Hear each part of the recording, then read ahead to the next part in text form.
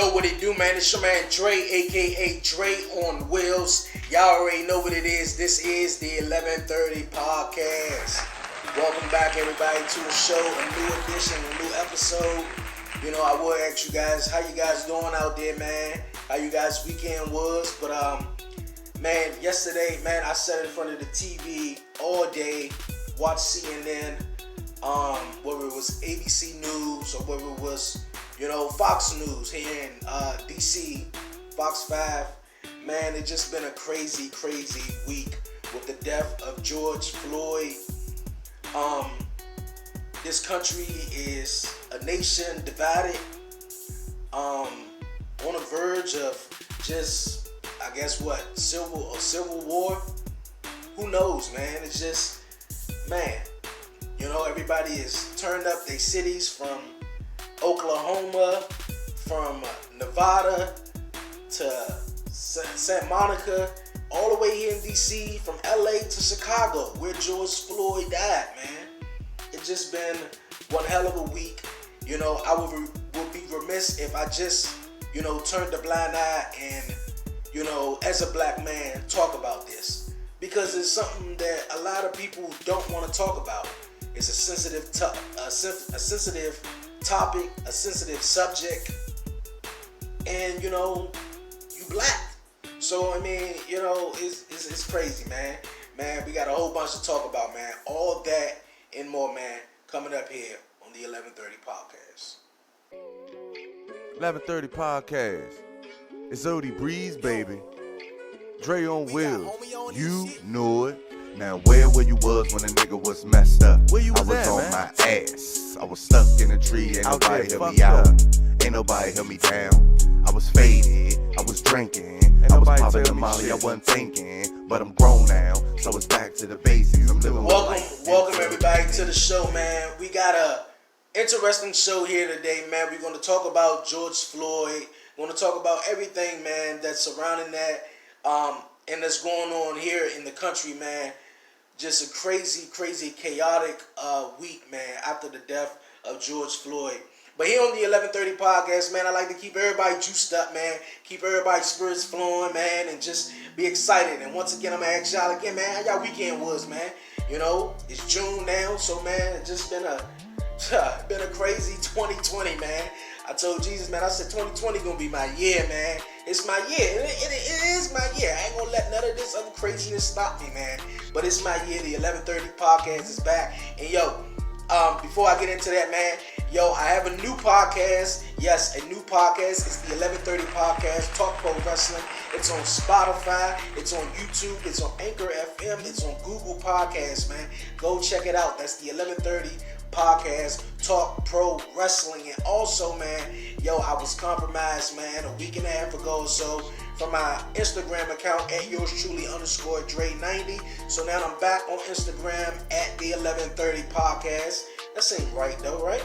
The 1130 podcast, man. So for all my people out there that's following me or was following me on the last account, follow me on Instagram at the 1130 podcast. And like I was saying, man, I like to keep everybody energized, man, and juiced up here on the 1130 podcast because it's going to be a roller coaster ride, man. For the next 20-30 minutes you here with me. So I like to start off with something, you know, kind of interesting, you know. It's not as how I started off last week with the crazy video with the girl who was abusing her grandmother. Actually, in the video, I was actually saying it was her mother, but it's actually a grandmother. But no, this actually video is little, you know, it will lift everybody up. Well, this first video, Denzel Washington helps a homeless man who was in distress. Yeah. Well, in California, Denzel Washington, man, as everybody know, Denzel Washington is the famous actor, man. King Kong ain't got shit on me. I had to do that. I just had to. But yeah, man, everybody know Denzel Washington, man, is just a smooth guy, man, in the movie industry.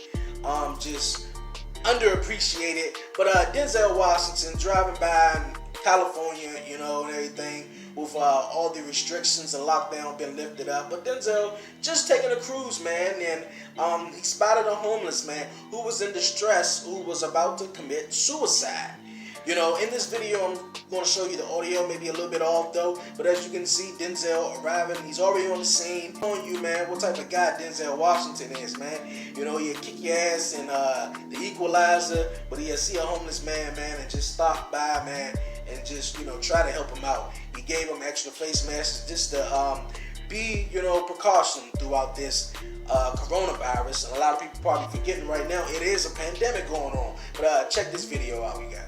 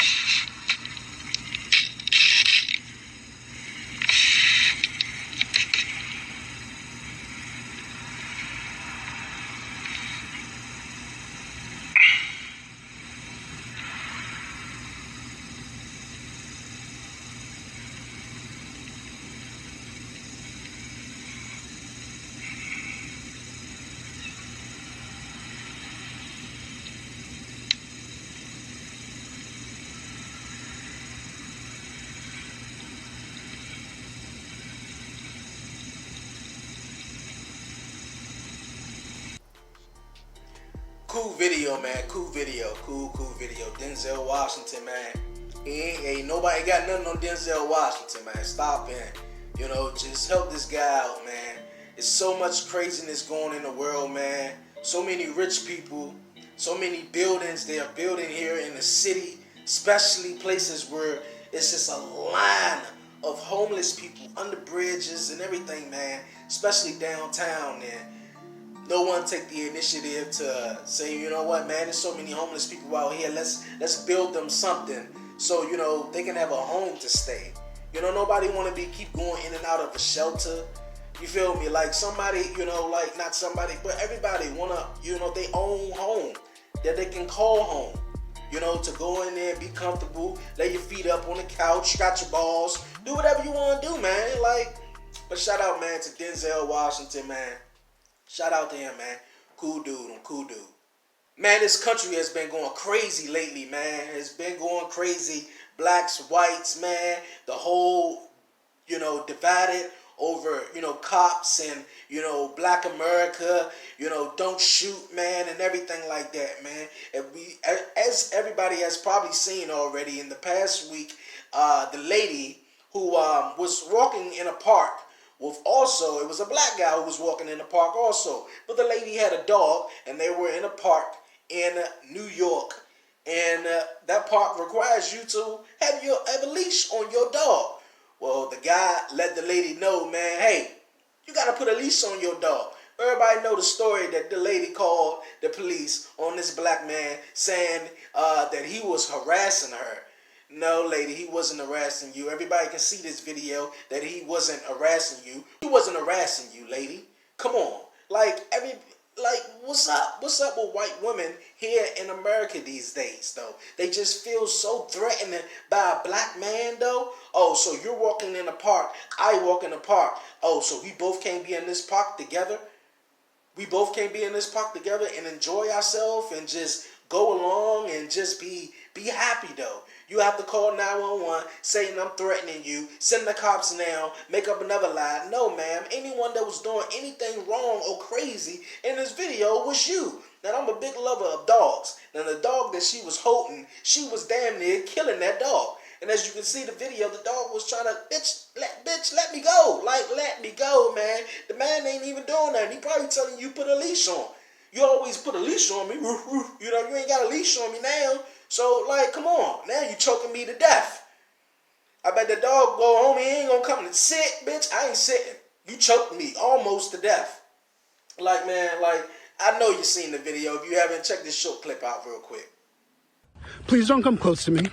Sir, I'm asking you to stop recording me. Please don't come close to me. But Christian Cooper, who describes himself as an avid bird watcher, tells NBC station WNBC he was in the park when he asked Amy Cooper, no relation, to put her dog on a leash. If the habitat is destroyed, we won't be able to go there to see birds, to enjoy the plantings. Cooper says she refused, and he then offered her dog a treat. At some point, she decided that, I'm going to play the race card, I guess. And that's when, he says, he began recording the incident. Please take your phone off. Please don't come close to And me. I'm taking pictures calling the cops. When Christian refused to stop recording her, the video shows Amy Cooper grabbing her dog's collar, moving away, and dialing 911. Please call the cops. Please call the cops. I'm going to tell them there's an African-American man threatening my life. Please tell them whatever you like. There is an African-American man. I am in Central Park. He is recording me and threatening myself and my dog. I'm sorry, I can't hear you either. I'm being threatened by a man in the ramble. Please send the cops immediately. I'm in Central Park. Overnight, Amy Cooper apologizing, also speaking exclusively to WNBC. It was unacceptable. Saying she overreacted and regrets calling the police. When I think about the police, I think of them as a protection agency. And unfortunately, this has caused me to realize that there are so many people in this country that don't have that luxury. Late Sunday, her employer, Franklin Templeton, put her on administrative leave, tweeting, "We take these matters very seriously, and we do not condone racism of any kind." Crazy crap, man. The stuff that black men are going through in this country right now is so crazy, man. It's so crazy, man. It really is. Yo, before I move on to our main topic, man, we're going to talk about George Floyd, man. I want to share one light on another subject, man. As you all know, man, famous rapper Gucci, man. Y'all know him, right? Yeah, man. Well, just like the last video I was showing the situation, man. Gucci, man, hey, it don't matter if you got money, too. Hey, everybody, is you black? It's a crime, man. It's a crime. Well, in this video I'm about to show you, man, Gucci man, all the drip my man got. Gucci man with his friends at a basketball court in Atlanta.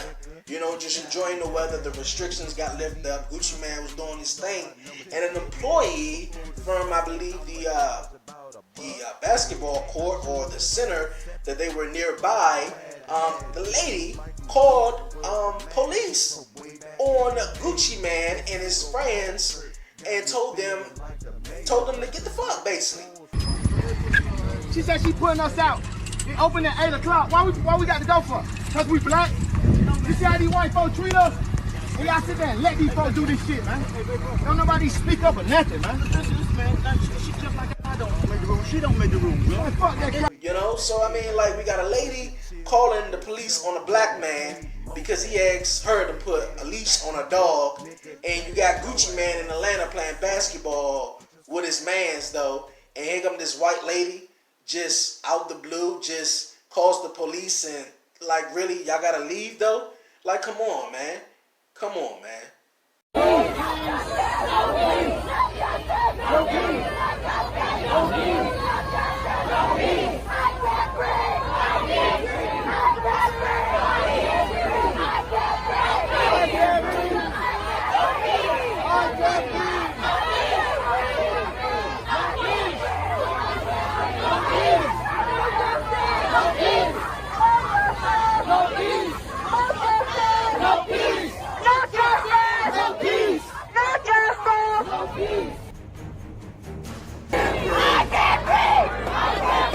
Yo, last Monday, man, George Floyd was in handcuffs, was in police custody, was supposed to have been in the van, out the van, on the sidewalk, in the van, and next thing you know, George Floyd was on the ground with a police officer having his knee on his neck, damn nearly 9 straight minutes. Now, with everything going on in the world, like I've been saying throughout the show, a nation divided, man. A nation divided. We damn near on the brink of civil war. On civil war. For it almost been, damn it, basically a week throughout this whole week in this country that it been a riot. It been protesting every single night. Now I'm coming in here, man, like, like, I didn't even know that this been going on. I'm going to talk to you. I ain't been knowing this been going on for a whole week. I'm watching Saturday night. It was fight night in the UFC. Watching that, man, some great fights went down.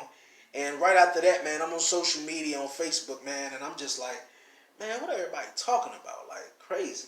I turned to Fox 5 here in DC, man, Fox, man, and going crazy, man. Protesters down there.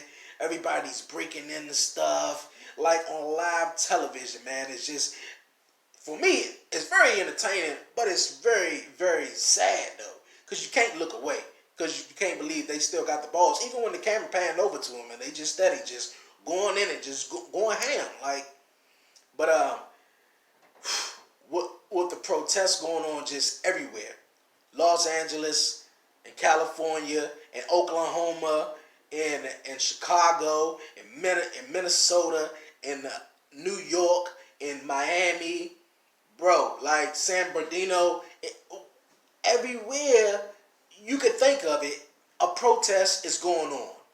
A curfew has been in effect. Now, check me if I'm wrong, though. We was just going through a pandemic. And I believe we still are. We still are going through a pandemic. Now, all we can talk about on the news right now is these protesters and riots and set a curfew and everything like that. Can we get the updates on all the coronavirus going on? Because all these crowds of people everywhere you name it, was about 22 states that was on a curfew. So in these massive crowds, for 2 straight months, we were separated. So once this come out, that's what I'm saying, man. Hey, yo, you guys stay woke, man. Stay woke. Stay woke. The police know what they doing. The government know what they doing. Man, they know what they doing, man. They know what they doing. Now, this couldn't happen literally at the worst time. It couldn't happen at the worst time. A pandemic going on. 40 million people are jobless. Whether they getting unemployment or not, they're jobless. That means there's so much time to make a baby. But they jobless. You feel me? Like, even if you just graduated from out of school or been a college graduate, even from high school, it's hard finding a job right now. And it's just so many factors you add on to this, and it's like, man, I can't think of the guy who was saying first, I can't breathe the first time. And the cops steady just, killed the man. They gonna say, though, that was reasonable. Get the fuck out of here. It wasn't reasonable. Oh, it was reasonable because his skin was black. And you a cop and you're a white man, you can get away with it. Oh, he's found now not guilty? He's found not guilty? Like, what the fuck, though? Like, they do something and another thing to me, though, like, this guy lives in Chicago, and he goes into a store, supposedly had a counterfeit $20 bill. Now, all of this goes down for a counterfeit $20 bill, though. It's outrageous, though. It's outrageous, though. All the stuff they did to him in that video, man. I'm not gonna show it to you, man. Man, come on. All the stuff they did was just not called for. Not called for.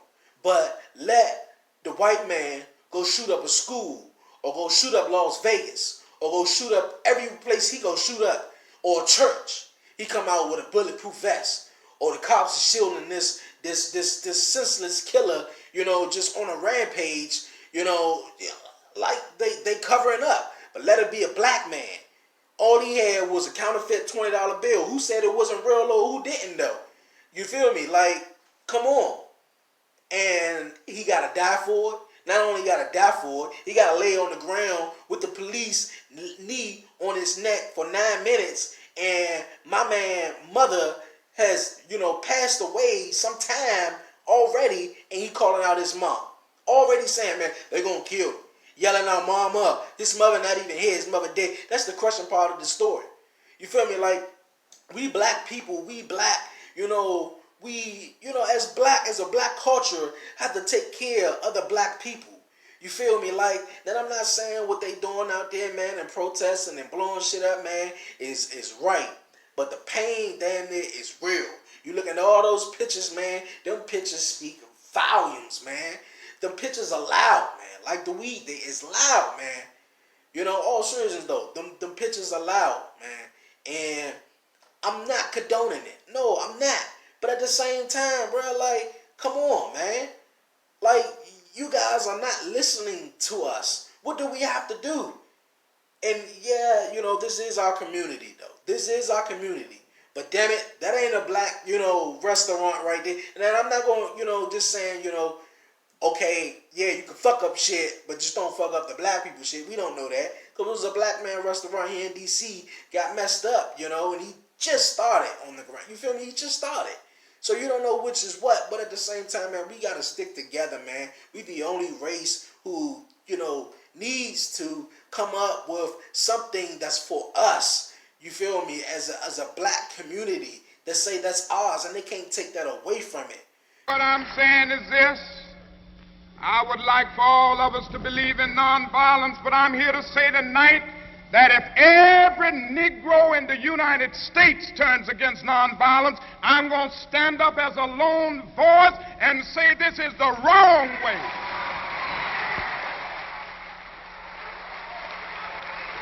I will never change in my basic idea that nonviolence is the most potent weapon available to the Negro in his struggle for freedom and justice. I think for the Negro to turn to violence would be both impractical and immoral. There is an increasingly vocal minority who disagreed totally with your tactics, Dr. King.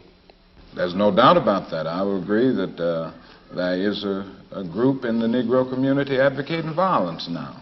I happen to feel that this group represents a numerical minority. Surveys have revealed this. The vast majority of Negroes still feel that the best way to deal with the dilemma that we face in this country is through nonviolent resistance. And I don't think this vocal group will be able to make a real dent in the Negro community in terms of swaying 22 million Negroes to this particular point of view. And I contend that the cry of black power is at bottom a reaction to the reluctance of white power to make the kind of changes necessary to make justice a reality for the Negro. I think we've got to see that a riot is the language of the unheard. One of the students asked the teacher, how long you think he will last? And my science teacher said he will last about 10 years.